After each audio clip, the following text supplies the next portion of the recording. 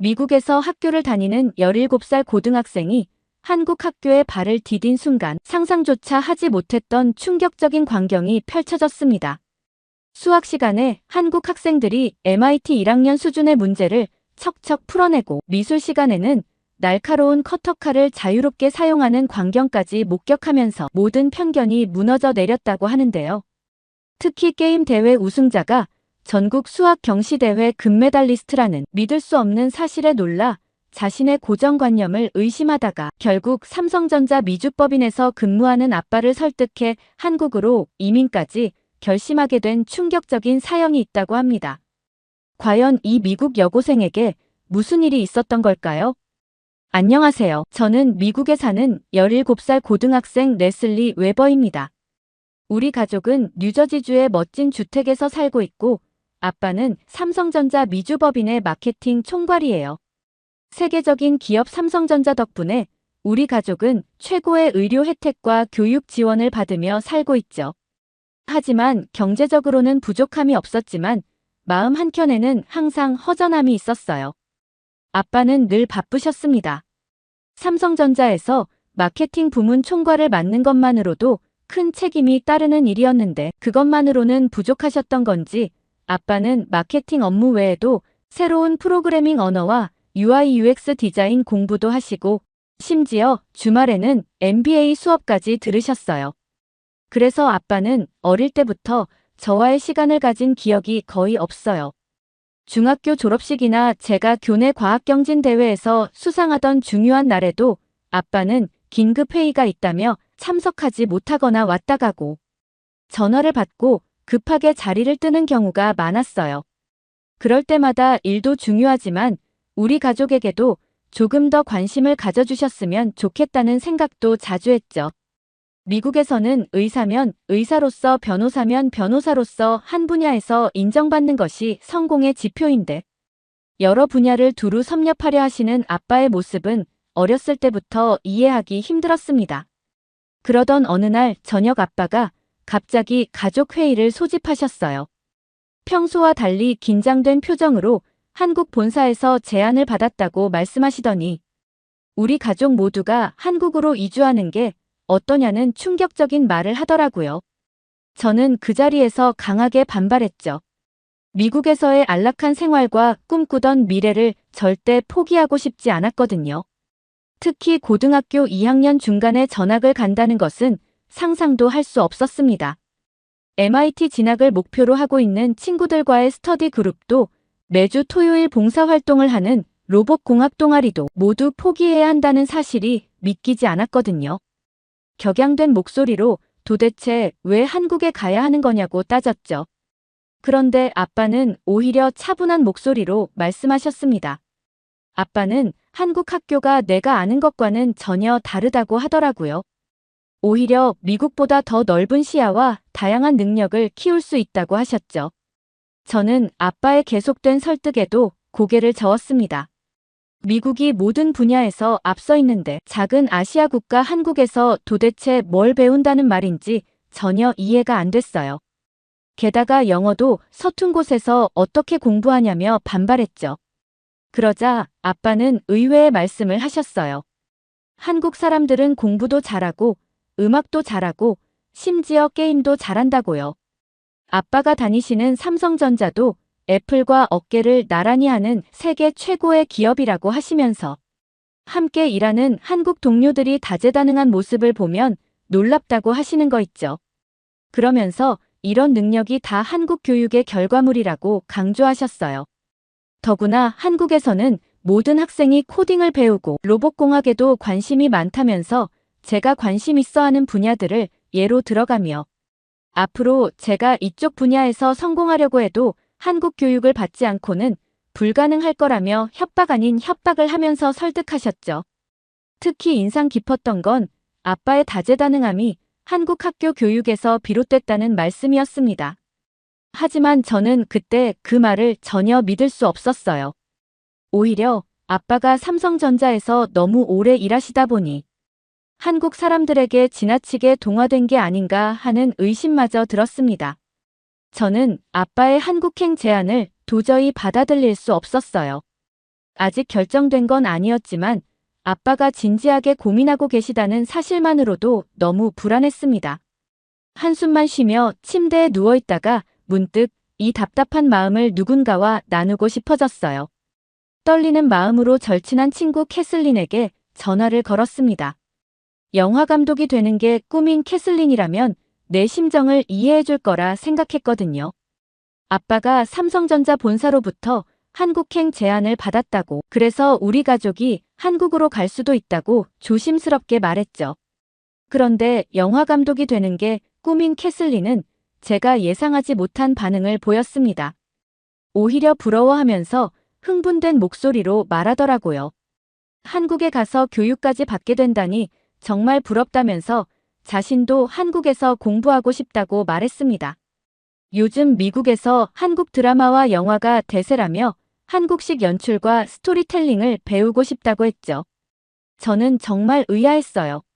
제가 알던 한국은 그저 삼성전자라는 회사가 있는 작은 아시아 국가였을 뿐인데, 캐슬린은 마치 할리우드나 실리콘밸리처럼 한국을 이야기하고 있었거든요.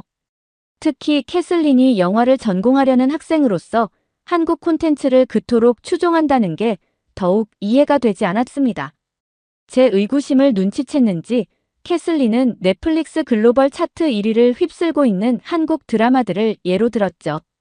넷플릭스가 앞으로 4년 동안 한국 콘텐츠에 25억 달러를 투자하기로 했다는 뉴스까지 전하면서 자신의 사촌부터 할머니까지 모두가 한국 콘텐츠의 열렬한 팬이 되었다고 말했어요.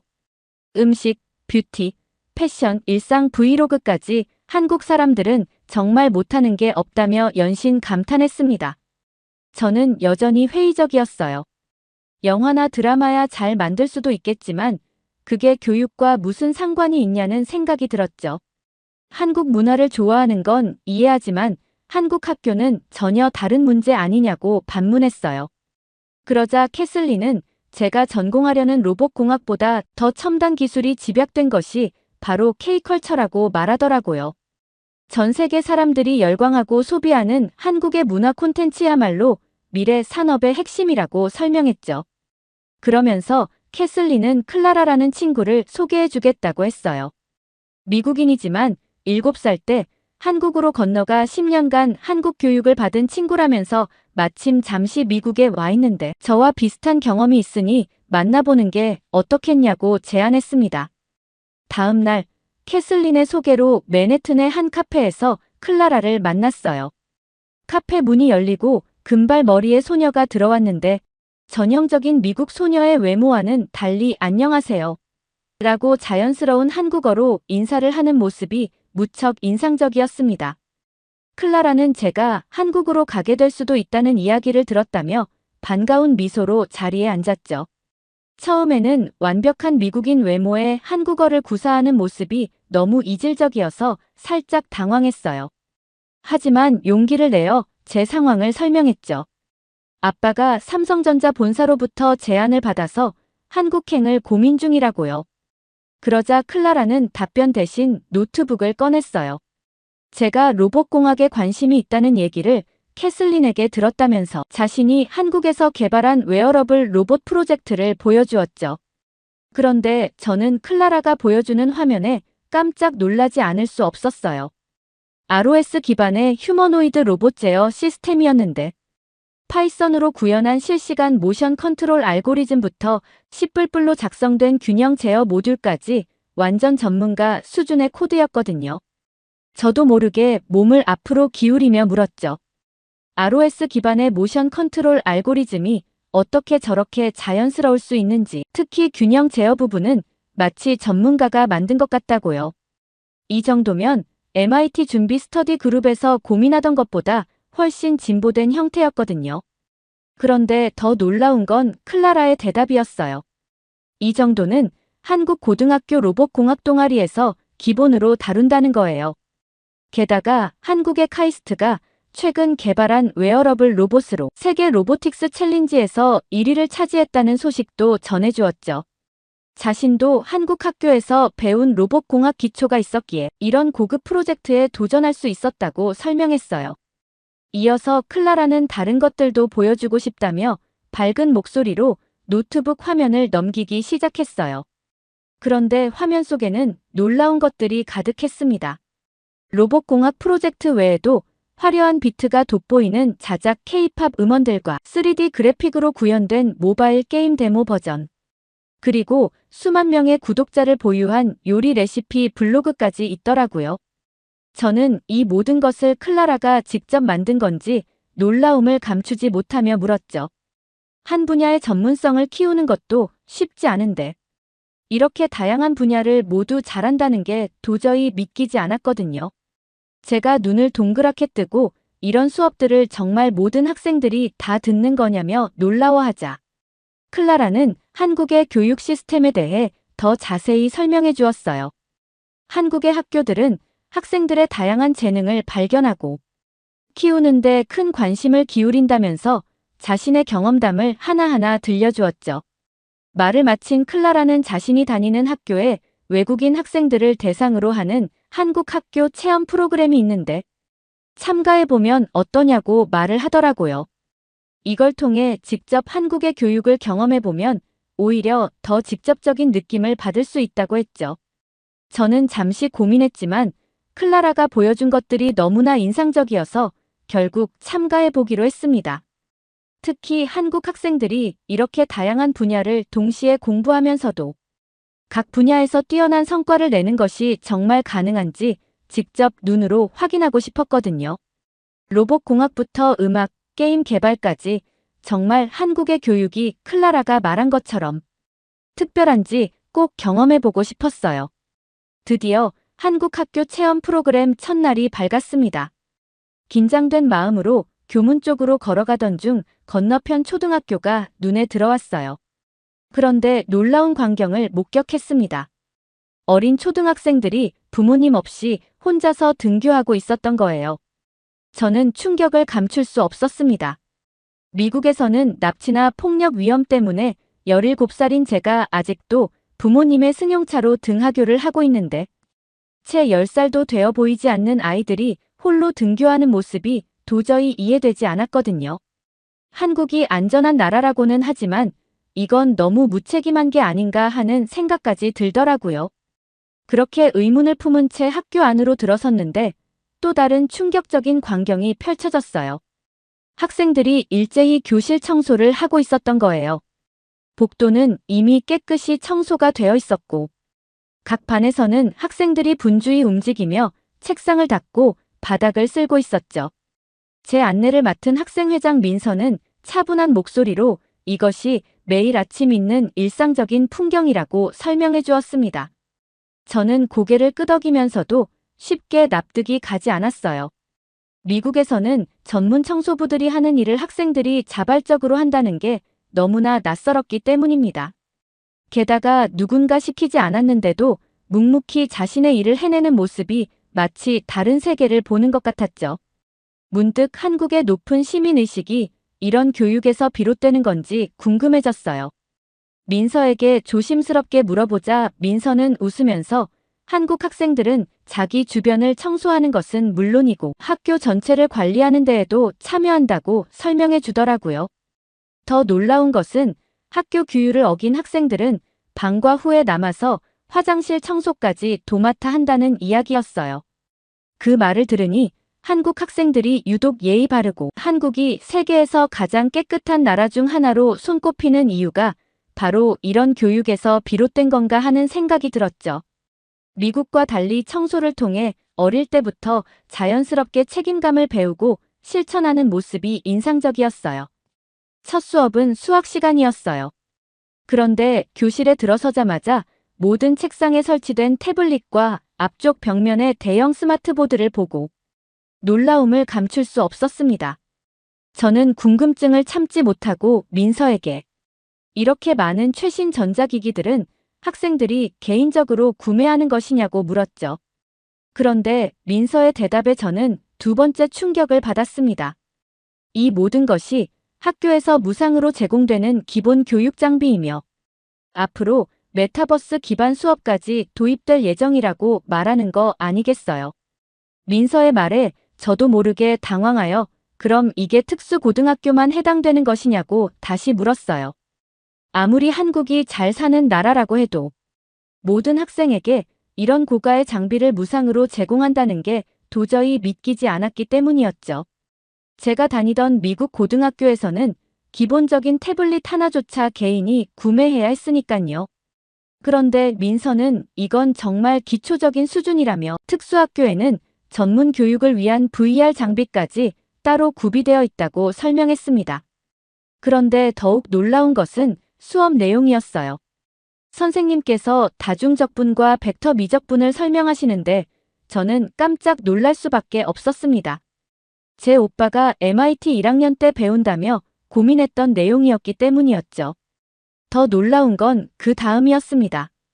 선생님께서 이 문제 풀어볼 사람? 이라고 묻자 여러 학생들이 자발적으로 손을 드는 거 아니겠어요? 차례로 5명의 학생들이 칠판에 나가 문제를 풀었는데 모두가 완벽한 답을 도출해냈습니다.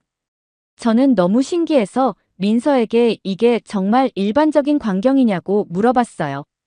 그러자 민서는 더 놀라운 이야기를 들려주었습니다.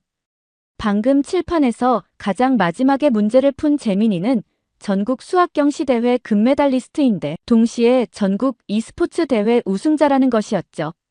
저는 귀를 의심했습니다. 수학과 게임이라니 이게 대체 어떻게 가능한 일이냐며 다시 한번 물었죠.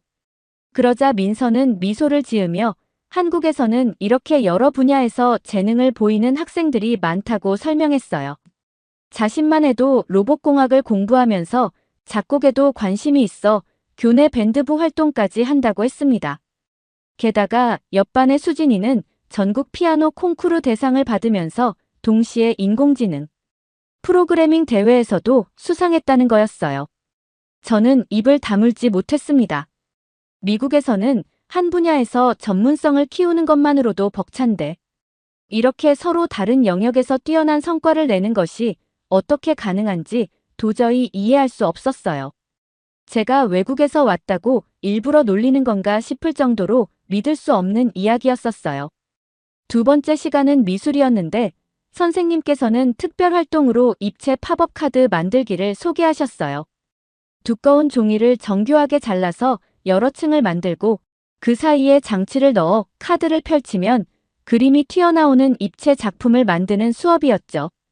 미국에서는 한 번도 해보지 않은 특이한 수업이면서 아무리 예술성이 필요한 수업이라서 신기했어요.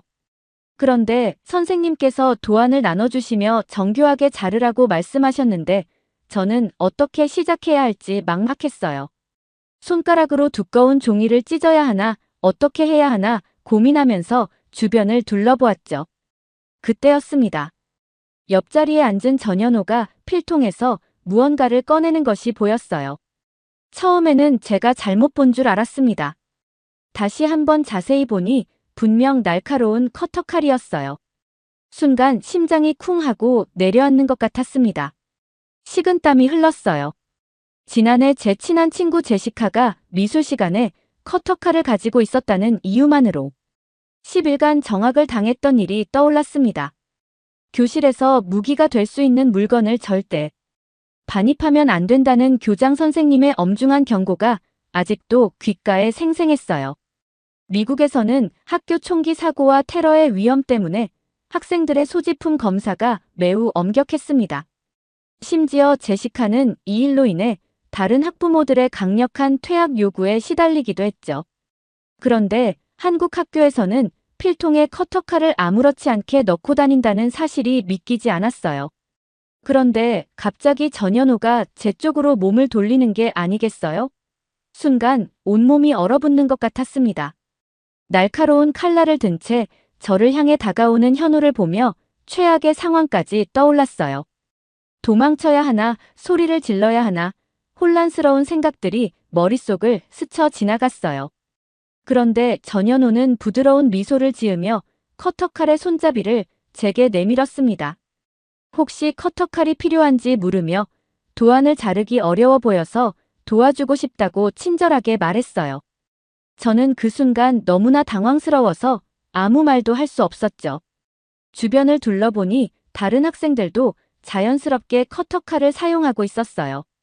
누군가는 친구에게 커터칼을 빌려주고 또 다른 누군가는 도안을 자르는 요령을 설명해주고 있었죠. 선생님께서도 자르기 어려운 부분은 서로 도와가며 하라고 말씀하실 뿐이었습니다. 전현호는 제가 망설이는 모습을 보더니 자신도 처음에는 어려웠다며 쉽게 자르는 방법을 보여주겠다고 했습니다. 그의 손놀림은 매우 숙련되어 있었고 커터칼을 다루는 태도도 무척 신중해 보였어요. 저는 긴장된 목소리로 미국에서는 커터칼이 위험한 무기로 간주된다고 조심스럽게 설명했어요. 그런데 현호는 박장대소하며 한국에서는 커터칼이 그저 평범한 미술 도구일 뿐이라고 말하는 거 아니겠어요. 그러면서 한국은 미국과 달리 학교 폭력이나 위험한 사고가 거의 없는 안전한 나라라서 학생들이 수업에만 집중할 수 있다고 설명하더라고요. 저는 그제서야 마음을 놓으면서 오히려 부끄러워졌습니다. 미국도 한국처럼 안전했다면 제가 이렇게 평범한 도구에도 민감하게 반응하지 않았을 텐데 말이에요. 게다가 현호가 외국인인 저를 배려해서 도와주려 했던 것인데 마치 위험한 사람처럼 경계했던 제 모습이 무척이나 미안하게 느껴졌습니다. 그런데 그때였어요. 점심시간이 다가오자 학생들이 한쪽 다리를 책상 밖으로 빼고 자세를 잡는 모습이 보였습니다. 마치 육상 선수들이 출발선에서 준비 자세를 취하는 것처럼 보였어요. 잠시 후 수업종이 울리자마자 학생들은 일제히 자리에서 일어나 급식실을 향해 달려나갔습니다. 저는 한국 학생들이 이렇게나 배가 고팠나 하는 생각이 들었죠. 하지만 급식실에 도착한 순간 저는 완전히 다른 광경에 입이 떡 벌어졌습니다. 오늘의 식단은 카레라이스, 토마토 파스타, 전복 미역국이었거든요. 특히 전복 미역국은 미국에서는 고급 레스토랑에서도 맛보기 힘든 한식이었죠. 호기심에 민서에게 급식비가 얼마인지 물어보았습니다. 그런데 민서의 대답은 저를 더욱 놀라게 했어요. 이 모든 게 무료라는 거였습니다. 게다가 매일 다른 메뉴가 제공되고 심지어 영양사 선생님이 직접 식단을 구성한다고 설명하더라고요. 마치 최고급 뷔페처럼 다양한 음식들이 매일 새롭게 제공된다는 사실이 믿기지 않았습니다. 미국의 학교 급식이 떠올랐어요. 매일 같은 햄버거와 피자, 치킨 너겟만 반복되는 단조로운 메뉴였죠. 그런데 한국의 급식은 달랐습니다. 민서는 영양사 선생님들이 학생들의 영양 균형을 고려해 식단을 짜고 조리사 선생님들이 매일 아침 일찍부터 정성껏 음식을 준비한다고 설명했어요. 더 놀라운 건 이런 시스템이 전국 모든 학교에 적용되어 있다는 점이었습니다. 그때 문득 깨달았습니다. 한국의 교육은 이런 식이었던 거예요. 안전하고 질서 있는 학교 문화, 다양한 체험과 경험을 존중하는 수업, 그리고 영양가 높은 급식까지. 이런 환경에서 자란 학생들이 여러 분야에서 재능을 보이는 것은 당연한 결과였죠. 이제야 아버지의 모습이 새롭게 보였습니다. 마케팅 총괄이면서도 프로그래밍을 배우고 UI UX를 공부하며 MBA 과정까지 도전하시는 아버지의 모습은 한국의 다재다능한 교육 방식을 실천하고 계셨던 거였어요. 세계에서 가장 혁신적인 한국 학교 교육을 받고 성장한 한국 사람들을 이해하고 함께하려면 아버지도 끊임없이 새로운 분야를 배우고 도전해야 했던 것입니다. 저는 그동안 아버지의 이런 노력을 이해하지 못했다는 것이 미안해졌어요. 그건 한국의 교육이 만들어낸 다재다능한 인재의 모습이었던 거예요. 삼성전자가 세계 최고의 기업이 될 수 있었던 것도, K-팝이 전 세계를 사로잡을 수 있었던 것도 모두 이런 교육에서 비롯된 결과물이었습니다. 그날 저녁 아버지께 한국 학교 체험 프로그램에서 보고 느낀 점을 자세히 말씀드렸어요.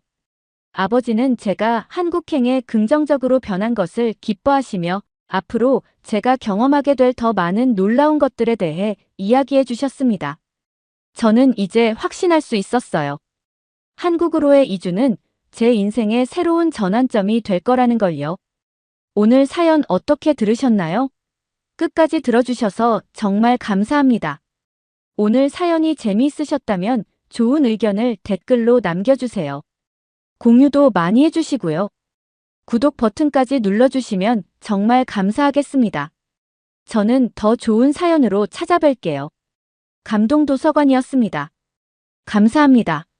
여기 720도 회전 발차기를 하며 하늘을 나는 한국 소년 영상이 전 세계를 놀라게 했습니다. 이 영상이 퍼지면서 미국 문제 학생들이 태권도를 배우고 180도 개과천선하는 놀라운 변화를 보이고 있다는데요. 심지어 미국의 상담 교사들이 학교 폭력 문제 해결을 위해 태권도장을 찾고 있다고 합니다. 과연 무슨 일이 있었던 걸까요? 텍사스에서 한 여학생이 겪은 놀라운 이야기를 지금 바로 알려드립니다. 안녕하세요. 저는 미국 텍사스에서 고등학교를 다니는 15살 제인이라고 합니다. 텍사스주 외곽의 조용한 교외 지역에 살고 있는 평범한 고등학생이죠. 저는 상담교사인 엄마와 단둘이 살고 있어요. 엄마는 제가 다니는 학교의 상담교사인데 다른 학생들의 고민 상담을 하느라 늘 바빠서 저와 이야기할 시간이 많지 않았습니다. 엄마는 최근 미국 전역에서 일어나는 청소년들의 정신건강 문제로 업무가 기하급수적으로 늘어났어요. 지하철에서 행인을 밀어 위험에 빠뜨리는 위험한 장난이 SNS에서 유행하고 텍사스 학교에서 발생한 안타까운 총기 사고 이후로는 학생들의 심리 상태를 더욱 세심하게 살펴야 한다고 말했죠. 특히 퇴근 후에도 위험 징후가 있는 학생들의 상담 기록을 검토하느라 늦게까지 일하시는 모습을 보면 한편으로는 안쓰럽고 또 한편으로는 서운했어요. 가끔 저도 상담이 필요할 때가 있는데 엄마는 항상 다른 학생들의 상담이 우선인 것처럼 느껴졌거든요. 그렇지만 저에겐 7살 때부터 절친한 친구 트리샤가 있어요. 처음엔 평범하고 오래된 친구 사이였지만 작년부터 트리샤가 한국 문화에 빠지면서 우리의 우정은 더욱 특별해졌죠.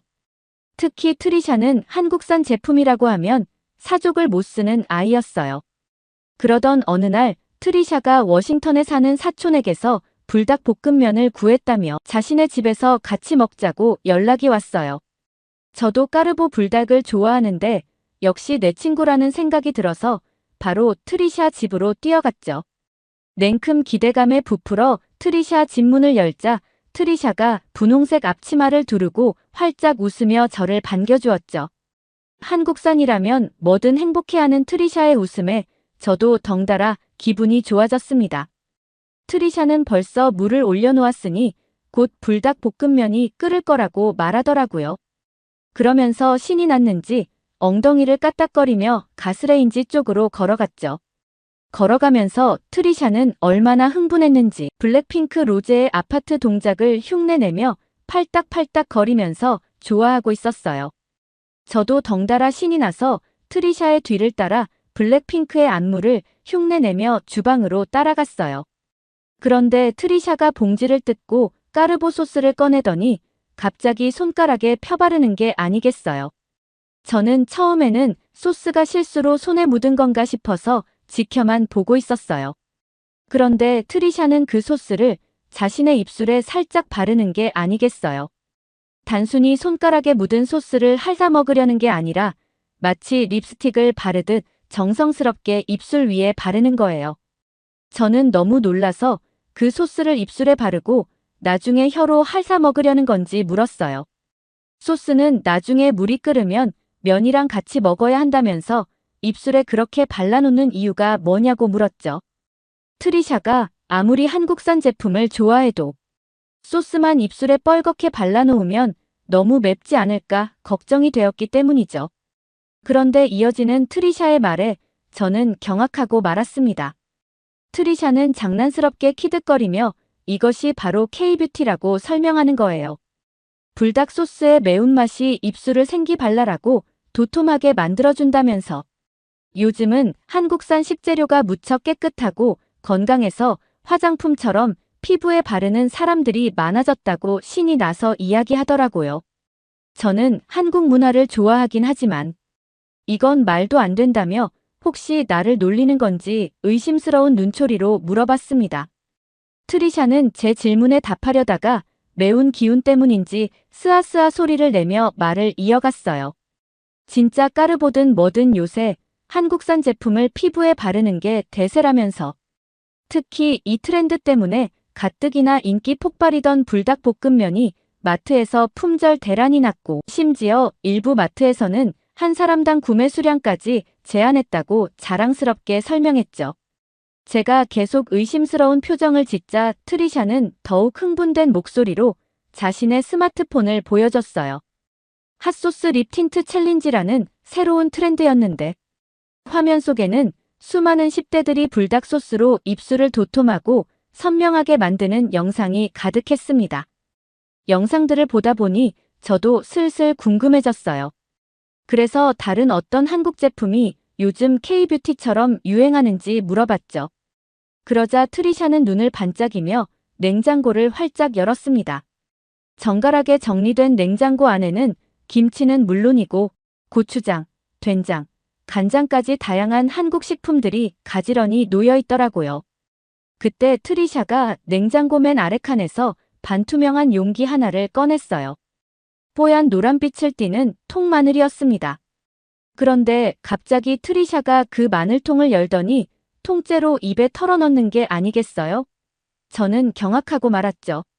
마늘 특유의 강한 냄새도 문제지만 그렇게 매운 걸 한 번에 먹다니 자기 고문이 따로 없어 보였거든요. 하지만 이어지는 트리샤의 행동은 더 충격적이었습니다. 씹은 마늘을 뱉어 손바닥에 올린 뒤 자신의 볼과 이마에 문지르기 시작했어요. 저는 미쳤냐며 이제 입술을 넘어 피부에까지 바르는 거냐고 핀잔을 줬죠. 매일 여드름이며 피부 트러블 때문에 걱정하더니 한국산이라도 먹는 건 먹어야지. 자꾸 피부에다가 다 좋다고 바르는 건 아닌 것 같다고 이야기했죠.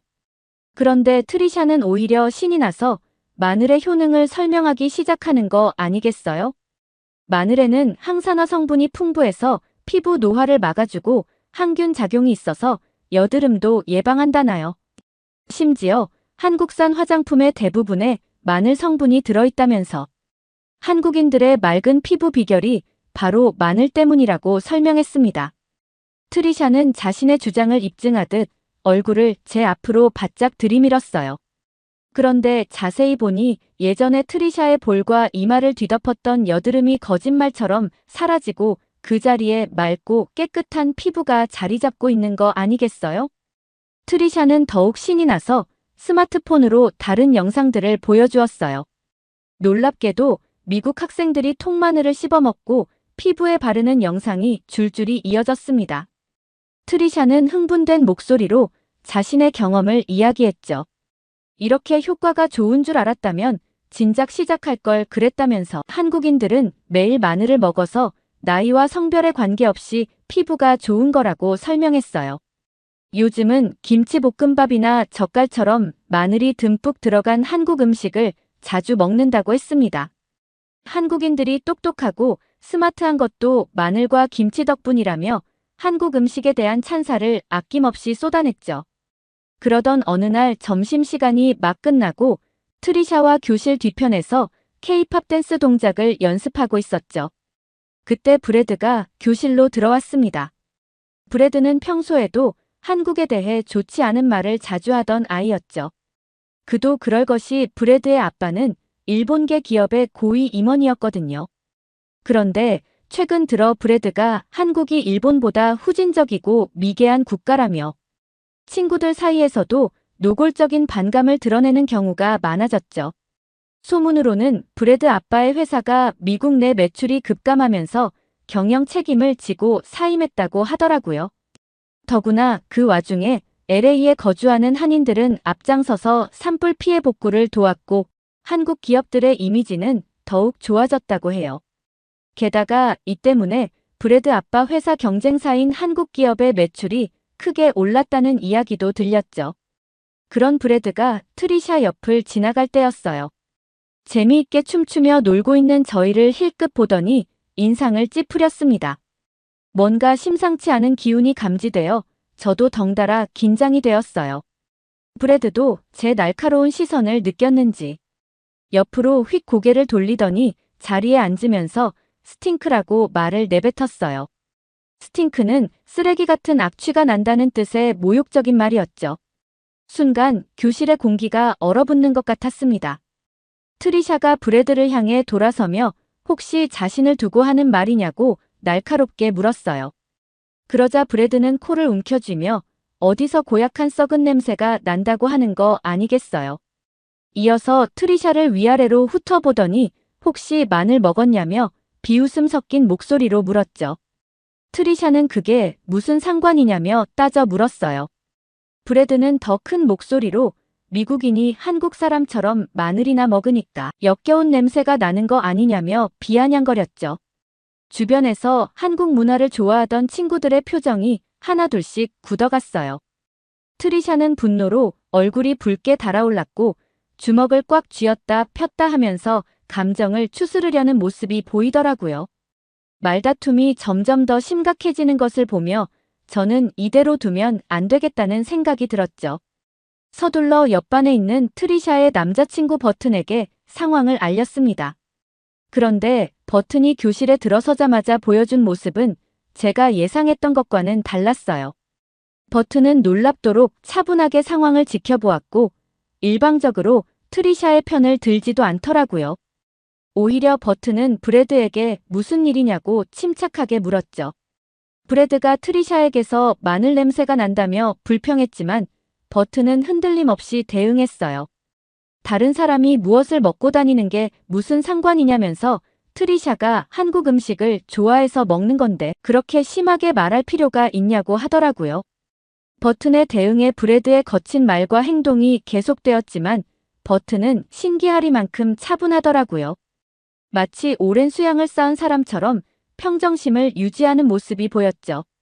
오히려 브래드는 이런 버튼의 태도에 더 화가 났던지 결국 브래드가 버튼의 어깨를 세게 밀쳐냈습니다. 그런데 바로 그때였어요. 버튼의 몸이 회전하면서 뒷발로 브래드 턱을 가격했어요. 브래드는 그대로 바닥에 쓰러졌고 교실은 순식간에 정적에 휩싸였습니다. 너무 순식간에 일어난 일이라 보고 있어도 이게 무슨 일인가 싶을 정도였어요.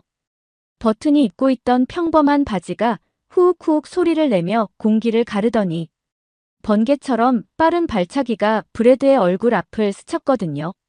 너무나 빨랐기에 발이 어떻게 움직였는지 제대로 볼 수조차 없었습니다.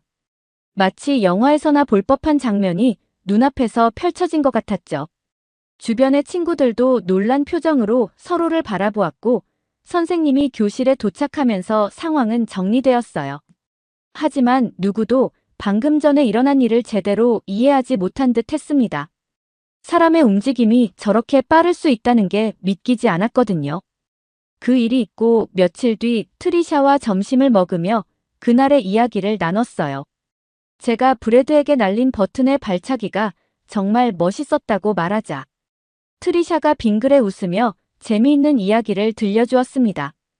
평소 자신이 한국 문화에 관심을 보일 때마다 버튼도 옆에서 호기심을 보였다면서 특히 태권도에 깊이 매료되어 꾸준히 수련해왔다고 하더라고요. 저는 솔직히 태권도가 이렇게 실전에서도 화려하고 강력할 줄은 몰랐다고 말했죠.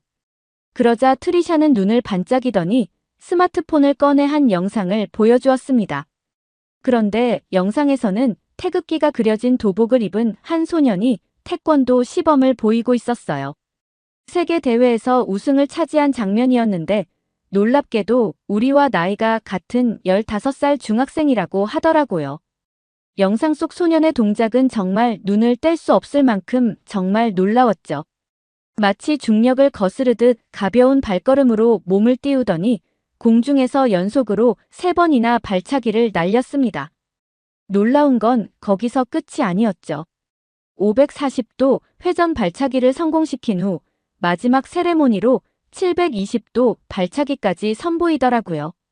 순간 브래드를 제압할 때 들었던 버튼의 발차기 소리가 다시 귓가에 생생하게 울리는 것 같았습니다.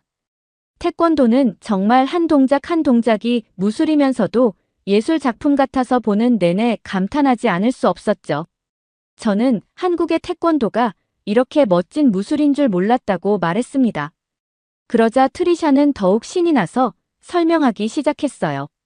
한국인들은 어릴 때부터 태권도를 배우며 자란다면서 올림픽에서도 늘 메달을 독차지하고 있다고 했죠. 심지어 이제는 한국 인구보다 많은 전 세계 2억 명이 넘는 사람들이 태권도를 배우고 있다며 한국의 문화적 영향력을 자랑스럽게 이야기하더라고요. 그렇게 영상을 보며 태권도의 매력에 푹 빠져 있을 때 트리샤가 흥미로운 제안을 했어요.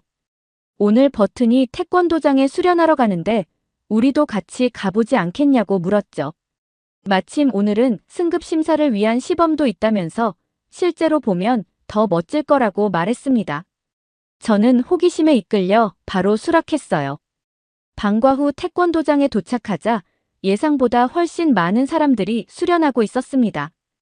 버튼처럼 키 큰 고등학생부터 사업가처럼 보이는 중년의 남성들, 그리고 발끝도 닿지 않는 꼬마들까지 정말 다양한 연령대의 미국인들이 도복을 입고 열심히 수련하고 있었어요. 태권도는 한국 무술인데 미국 사람들이 이렇게까지 열정적으로 태권도를 배우고 있다는 사실에 놀라지 않을 수 없었죠. 태권도장 입구에서는 더 재미있는 광경을 목격했습니다. 작은 키에 통통한 볼이 귀여운 꼬마가 도장 안으로 들어가려다 말고 우뚝 멈춰 섰어요. 도복 차림의 그 꼬마는 5살도 채 되어 보이지 않았는데 출입구 앞에서 갑자기 허리를 곧게 펴고 두 발을 모았습니다. 차렷!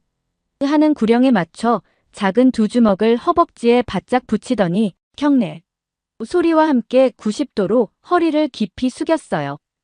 김사범님은 따뜻한 미소를 지으며 꼬마의 인사를 받아주셨고 꼬마는 환하게 웃으며 도장 안으로 뛰어들어갔습니다. 저는 이런 모습이 무척 인상적이어서 트리샤에게 물었어요. 어떻게 이렇게 어린아이가 예의 바른 인사를 할 수 있는지 궁금했거든요. 트리샤는 이것이 바로 태권도의 진정한 매력이라고 설명해 주었습니다. 단순히 발차기나 격파 같은 기술을 배우는 것이 아니라 예의와 존중을 가장 기본으로 삼는다고 했어요. 그러면서 자신도 처음에는 간단한 기본 동작조차 힘들어했지만 태권도의 정신을 배우면서 점차 달라지기 시작했다고 했죠. 특히 인상 깊었던 건 브래드와의 일을 다시 언급하면서였어요. 버튼이 그날 바로 반격하지 않고 차분히 상황을 중재하려 했던 이유가 바로 이 때문이었다고 하더라고요.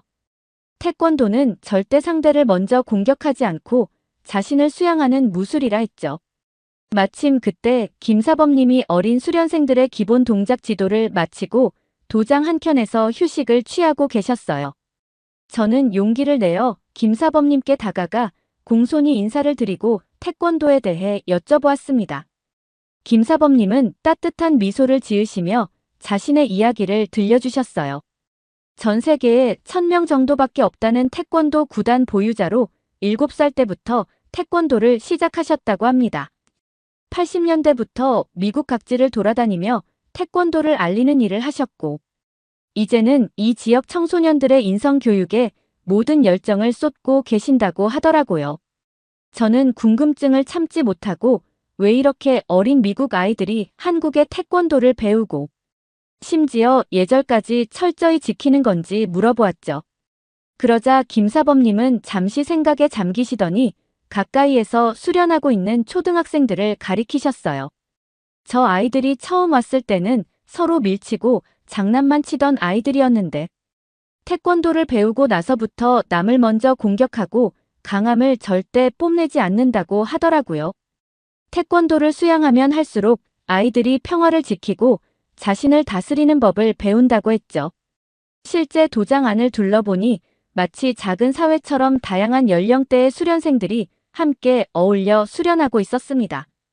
검은 띠를 한 대학생들이 흰띠 초보자들의 발차기를 하나하나 봐주는 모습.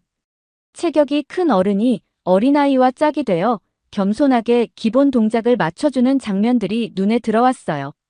특히 도장 구석에서는 은발이 성성한 할아버지께서 태극 일장 품새를 연습하고 계셨는데 그 모습이 마치 우아한 무용을 보는 것 같았습니다. 그날 저녁 평소처럼 늦게 퇴근하신 엄마와 저녁을 먹으며 태권도장에서의 경험을 이야기했습니다.